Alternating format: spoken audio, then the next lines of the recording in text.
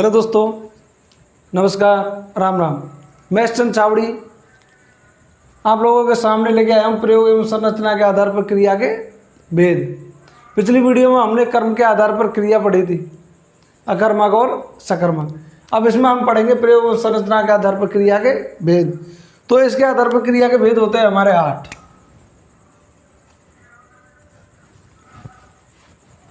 8 भेद होते हैं और उनके बारे में हम विस्तार से चर्चा करेंगे। वीडियो को छोटा करने के लिए मैं पहले परिभाषा लिख देता हूँ, जिससे आपको कम समय में और अधिक से अधिक ज्ञान मिल सके या जानकारी मिल सके। तो पहला आता है हमारा सामान्य क्रिया। सामान्य क्रिया किसे कहते हैं? देखो, जब किसी वाक्य में एक ही क्रियापद प्रयुक्त किया गया हो तो उसे सामान्य क्रिया कहा जाता है। यानी हमें कोई वाक्य दिया और उस वाक्य में कितनी क्रिया होंगी? एक। यदि उस वाक्य में एक क्रिया दी गई हो तो वह सामान्य क्रिया कहलाती है। जैसे उदाहरण के तौर पे हम लेते हैं, सीता गाना गाती है, तो ये हमारा वाक्य हो गया सीता गाना गाती है। तो इसमें कितनी क्रिया है? एक, यानी कि गाने वाली। तो एक क्रिया हो गई, तो इसे हम क्या कहेंगे? सामान्य क्रिया। ये हो गया हमारा सामान्य क्रिया। दूसरा उदाहरण, जैसे राधा आई,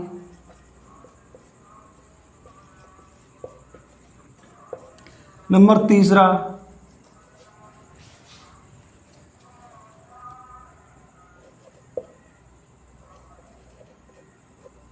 बच्चा रोया। ये सारी क्या है? हमारी एक क्रिया है। यानी दिए हुए वाक्य में अगर एक क्रिया हो तो उसे हम सामान्य क्रिया कहते हैं और उस वाक्य को हम सामान्य क्रियापद कहते हैं।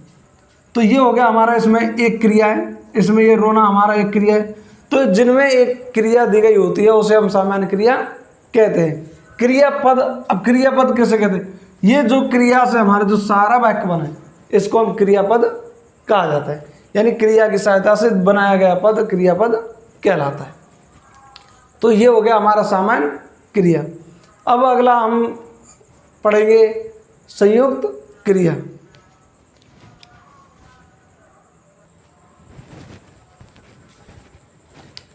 इसके बाद आता है संयुक्त क्रिया। अब संयुक्त क्रिया कैसे कहते हैं? परिभाषा जान दें। जब दो भिन्नार्थक क्रिया एक ही वाक्य में दी गई हो और वाक्य को पूर्ण करती हो तो उसे संयुक्त क्रिया कहते हैं। यानी कि एक ही वाक्य में जो दो क्रिया दी गई हो और उन दोनों क्रियाओं की सहायता से यदि वाक्य पूरा होता है तो उसे हम संयुक्त क्रिया कहते हैं। अब इसमें ये बात आता है भिन्नार्थक। भिन्नार्थक का मतलब होता है भिन्न अर्थ देने वाली, यानी दोनों क्रियाओं का अर्थ कैसा होना चाहिए? अलग अलग। उदाहरण के तौर पर जैसे नंबर 1, रजनी ने पुस्तक पढ़ डाली है, या फिर रजनी ने पुस्तक पढ़ डाली। अब इसमें देखो दो क्रिया है, कितनी क्रिया होनी चाहिए? दो क्रिया। तो पहली नंबर क्रिया पढ़ना, पहला हो गया पढ़ना और दूसरी हो गई ये डाली। तो कितनी क्रिया हुई हमारी? दो क्रियाओं के योग से अगर कोई वाक्य बनता है तो उसे क्या कहते हैं हम? संयुक्त क्रिया। यानी कि इससे बनता है हमारा पढ़ डाली। ये हमारी दोनों क्रियाएं और इन दोनों क्रियाओं के योग से वाक्य बन रहा है, इसलिए इसे हम क्या कहेंगे? संयुक्त क्रिया। दूसरा,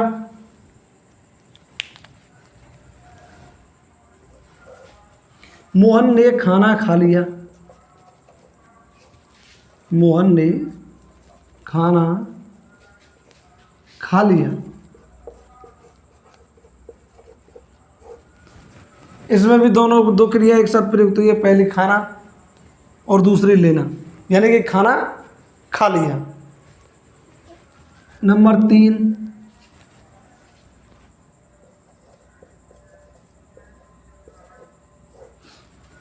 शंकर ने दवाई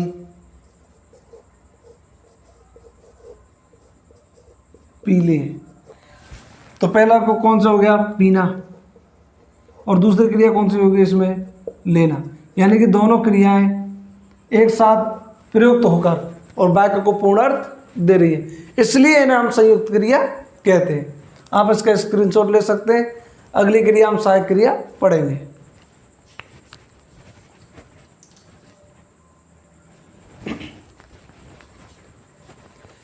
इसके बाद आती है हमारी सहायक क्रिया। सहायक क्रिया का इसमें अर्थ होता है, सहायक का मतलब क्या होता है, सहायता करने वाला, सहायता करने वाला, यानी वह क्रिया जो सहायता प्रदान करती है। अब किसको प्रदान करती है, यह जो सहायक क्रिया होती है वो मुख्य क्रिया को सहायता प्रदान करती है। यानी कि वाक्य में प्रयुक्त मुख्य क्रिया की सहायता करने वाला, मुख्य क्रिया की सहायता करने वाली क्रिया को हम सहायक क्रिया कहते हैं। और अब इसकी परिभाषा पढ़ते हैं।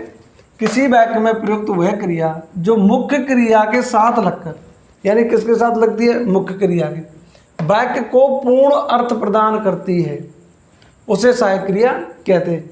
यानी कि जो हमारी सहायक क्रिया होती है वो मुख्य क्रिया के साथ लगकर वाक्य को पूर्ण करती है। तो उदाहरण के तौर पर जैसे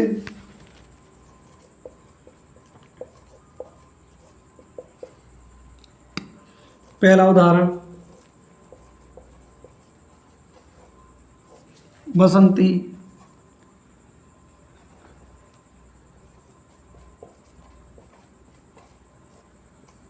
नाचती है। इसमें मुख्य क्रिया हमारी नाचना, ये कौन सी हो गई हमारी मुख्य क्रिया। अब इसकी सहायता प्रदान करने वाली क्रिया कौन सी है, तो इसमें हो गई है, तो ये होती है हमारी सहायक क्रिया। यानी कि इसकी जो सहायता, हमारी मुख्य क्रिया की सहायता कौन सी कर रही है, सहायक क्रिया, वो कौन सी है। जैसे बसंती, ये हो गया हमारा कर्ता, ये हो गई हमारी क्रिया, और ये हमारा है क्या, कौन सी हो गई, सहायक क्रिया। नंबर दूसरा, मोहन गाता है। इसमें गाना क्या है, मुख्य क्रिया। अब अगर हम वाक्य को यहीं तक छोड़ दें, जैसे मोहन गाता, मोहन गाता, अब इससे क्या वाक्य पूरा हो रहा है, नहीं हो रहा। भाई मोहन गाता है या मोहन गाता था या मोहन गाएगा, क्या पता क्या कर रहा है। तो इसमें कौन सा वाक्य है, मोहन गाता है, तो है हमारी कौन सी हो गई, सहायक क्रिया। नंबर उदाहरण तीसरा,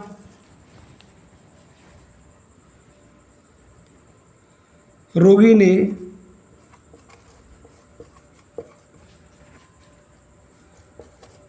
दवा पी है।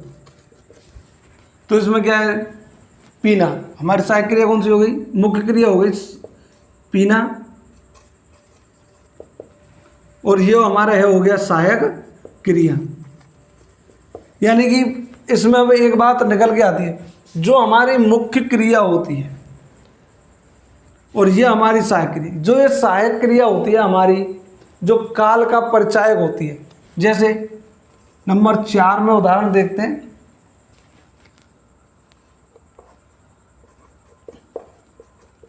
मोहन ने खाना खाया था, यह वाक्य। और नंबर 5, मोहन खाना खाता है।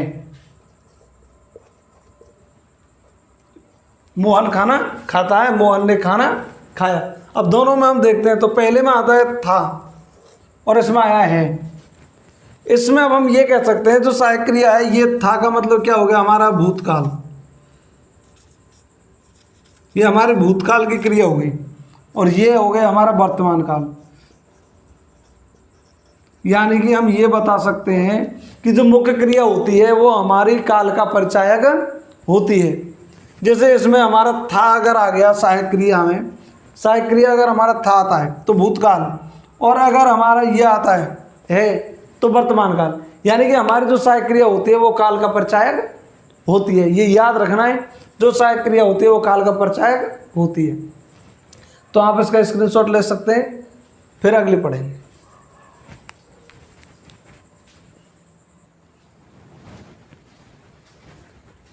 अब इसके बाद आती है हमारी प्रेरणार्थक क्रिया।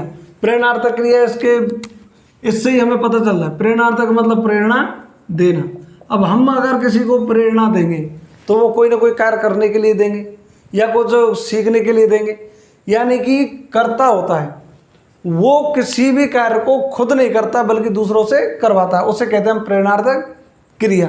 परिभाषा पढ़ते हैं, जब कर्ता स्वयं कार्य ना करके किसी दूसरे को कार्य करने की प्रेरणा देता है उसे प्रेरणार्थक क्रिया कहते हैं। यानी कि इस वाक्य में कर्ता खुद कार्य नहीं करवाता बल्कि दूसरे से करवाता है। जैसे उदाहरण के तौर पे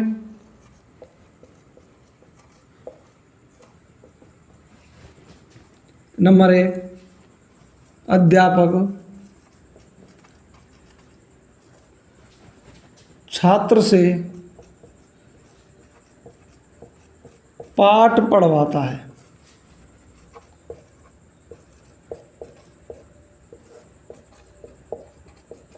अब इस वाक्य में देखते हैं, यानी कि इसमें यह जो अध्यापक है ये खुद पाठ ना पढ़ के, जो अध्यापक है ये खुद पाठ ना पढ़ के किससे पाठ पढ़वा रहा है? छात्र से। किससे पढ़वा रहा है? छात्र से। यानी कि अध्यापक छात्र को क्या दे रहा है? प्रेरणा कि तुझे पाठ पढ़ना है। तो अध्यापक छात्र से पाठ पढ़वा रहा है, यानी कि अध्यापक इसमें कोई कार्य नहीं कर रहा है। कौन कर रहा है? छात्र। और किसकी प्रेरणा से कर रहा है? अध्यापक की से। तो ये हो गई हमारी प्रेरणार्थक क्रिया। नंबर 2, मालिक नौकर से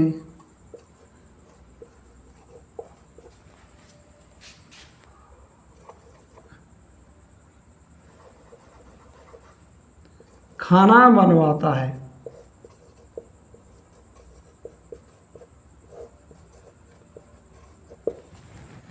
तो इस वाक्य में जो मालिक है वो खुद खाना नहीं बना रहा है, ये मालिक है ये खाना ना बनाकर किससे बनवा रहा है? खाना नौकर से। यानी कि इसमें केवल कर्ता का कार्य प्रेरणा देना है, तो इसमें मालिक नौकर से खाना बनवाता है। तो ये जो हमारी क्रिया है वो कैसी हो गई? प्रेरणार्थक क्रिया। इसमें पढ़वाता है, ये हमारी कैसी क्रिया है? प्रेरणार्थक क्रिया। तो मैं जानता हूँ अच्छे से समझ में आ गई होगी, आप इसका स्क्रीनशॉट ले सकते हैं।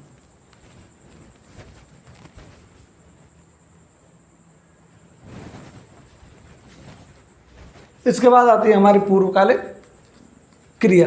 पूर्वकालिक क्रिया का मतलब, इसका मतलब जैसे पूर्व और काल यानी समय, मतलब वह जो पहले प्रयुक्त हुई हो, यानी कि जो पहले टाइम में प्रयुक्त हुई हो उसे पूर्वकालिक क्रिया कहते हैं। परिभाषा देखते हैं, यदि किसी वाक्य में 2 क्रियाएं प्रयुक्त हुई हो, कोई भी वाक्य को अगर उसमें 2 क्रिया एक साथ आती है तो जो क्रिया पहले संपन्न हुई हो उसे पूर्वकालिक क्रिया कहते हैं। यानी कि किसी वाक्य में अगर 2 क्रिया आती है तो दोनों कार्य होंगे, इनमें से जो कार्य पहले हुआ हो तो उस कार्य के लिए प्रयुक्त क्रिया को पूर्वकालिक क्रिया कहते हैं। जैसे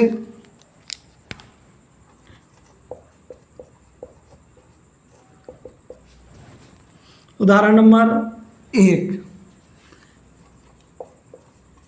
मोहन खाना खाकर सो गया।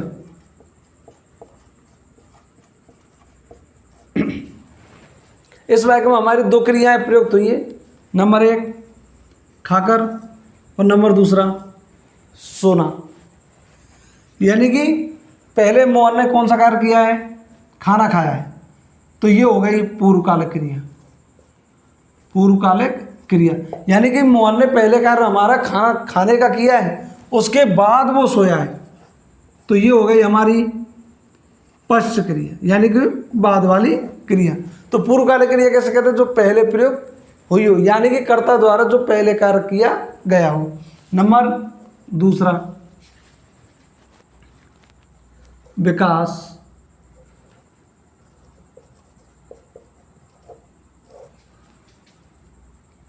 नहाकर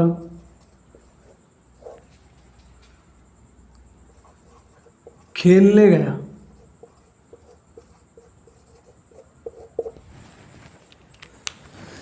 तो इसमें आपको तुरंत पता चल जाएगा भाई पहले विकास ने कौन सा कार्य किया है, नहा का, यानी कि नहाने का कार्य उसने पहले किया है, तो इसे कहते हैं हम पूर्वकालिक क्रिया।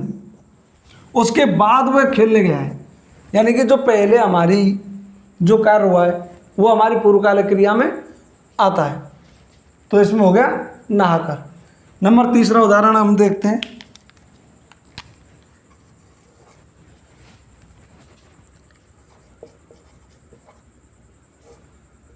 राम ने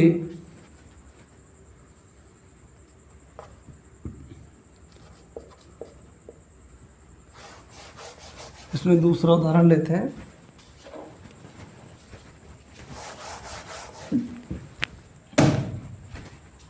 नंबर 3, चलो इसको वह हंसकर बोला। तो इन दोनों में हमारे देखो दो क्रिया प्रयुक्त हैं, पहली हंसना और दूसरी बोलना। तो पहले कार्य कौन सा किया, बोला या हंसा? तो पहले कार्य उसने किया हंसना, तो ये हो गई हमारी पूर्वकालिक क्रिया। अब मैं मानता हूं आपको अच्छे से बिल्कुल बहुत अच्छी तरह समझ में आ गई होगी। अब इसका एक वो और लिख लेते हैं, इसकी पहचान। तो इसकी पहचान क्या होती है?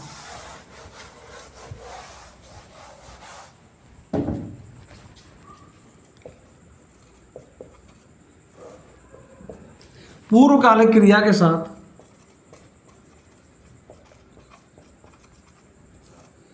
पूर्वकालिक क्रिया के साथ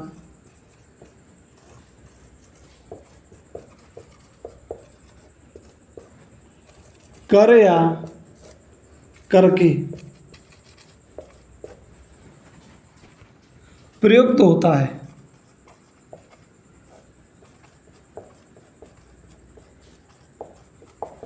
जैसे भाई पता तो चलना चाहिए कि कैसे होता है। जैसे खा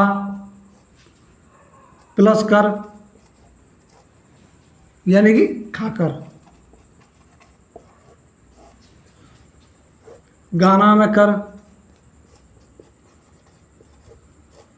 यानी गाकर। देखना, इसमें कर लग गया तो देख कर।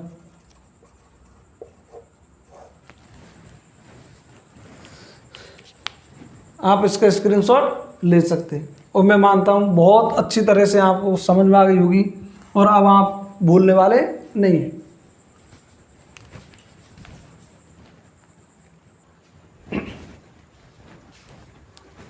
इसके बाद आता हमारा सजातीय क्रिया। और सजातीय क्रिया कैसे कहते हैं? स यानी समान, जाति का मतलब जाति, मतलब वो क्रिया है जिनकी जाति एक ही हो। तो भी इनकी परिभाषा याद करते हैं पहले। क्रिया का वह रूप जिसमें कर्म तथा क्रिया एक ही धातु से बने हो उसे सजातीय क्रिया कहते हैं। यानी कि इसमें कर्म और क्रिया दोनों एक ही धातु से बने होने चाहिए। जैसे हमारा मूल धातु, जैसे आ गया पढ़, इसमें हमने ना लगाया तो क्या हुआ हमारा पढ़ना। अब इसमें हमारा पहला आता है, पढ़ से बनता है हमारा पढ़ाई। पढ़ मूल धातु हो गया, आई मिलके क्या हुआ पढ़ाई। दूसरा पढ़ी, पढ़ से क्या बना पढ़ी, ई प्रत्यय लग। तो ये हो गए हमारे, ये क्या हुआ कर्म, और दूसरा क्या हो गया हमारा क्रिया। यानी कर्म और क्रिया दोनों एक ही मूल धातु से बने हैं। जैसे चल से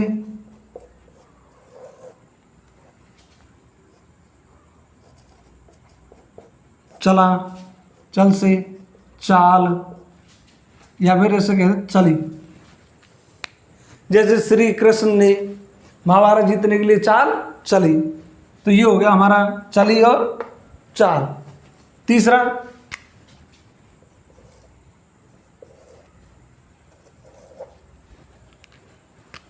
लड़ से, इससे बनता है हमारा लड़ाई, और इससे बनता है लड़ी। जैसे उदाहरण के तौर पर पांडवों ने महाभारत की लड़ाई न्याय के लिए लड़ी, यानी कि लड़ाई लड़ी।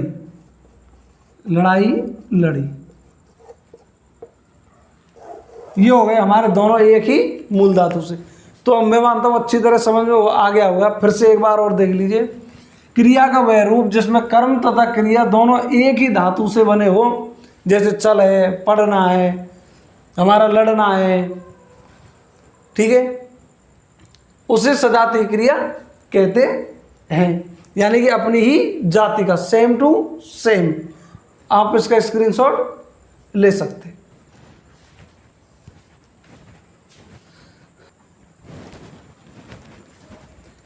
इसके बाद आती है हमारी नाम धातु क्रिया। इसमें हमारे इससे शब्द से ही पता चल रहा है, यानी कि नाम। और नाम हम किसे कहते हैं? संज्ञा को। और संज्ञा के स्थान में प्रयोग होने वाले शब्द सर्वनाम। कहने का मतलब है कि संज्ञा या सर्वनाम से जो क्रिया बनती है उन्हें हम नाम धातु क्रिया कहते हैं। सीधा सा याद रखना है। परिभाषा देख ली, संज्ञा व सर्वनाम से बनने वाली क्रिया को नाम धातु क्रिया कहा जाता है, यानी कि वह क्रिया जो संज्ञा या सर्वनाम से बनती है। जैसे शर्म से बनता हमारा शर्माना,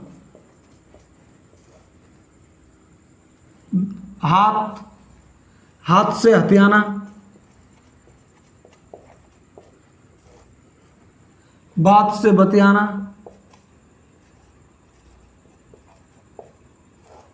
लात से लतियाना, चमक से चमकना, अपना से अपनाना,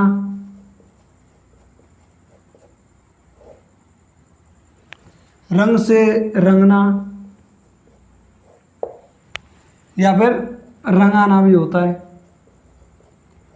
और लाश से लजाना।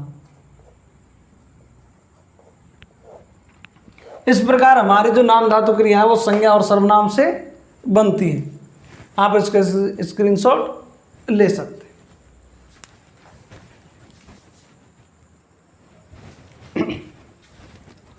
इसके बाद आता है हमारा लास्ट कृदंत क्रिया। अब कृदंत क्रिया कैसे कहते हैं? क्रिया के अंत में कृत प्रत्यय लगाकर जो क्रियाएं बनती हैं उन्हें कृदंत क्रिया कहते हैं। यानी कि क्रिया के अंत में अगर हम कृत प्रत्यय लगाते हैं और कृत प्रत्यय लगाने से जो भी हमारी क्रियाएं बनती हैं उन्हें क्या कहते हैं? हम कृदंत क्रिया। दूसरा इसका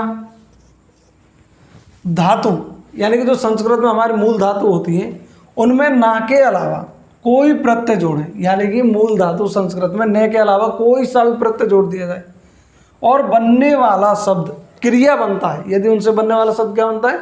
क्रिया, तो उसे कृदंत क्रिया कहते हैं। अब इसके हम कुछ उदाहरण देखते हैं।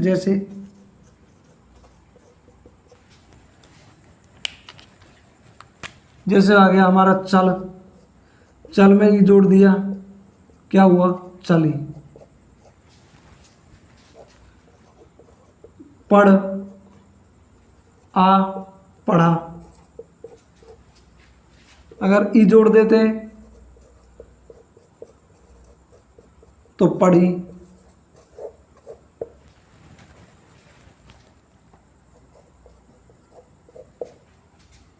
हंस, ई हंसी।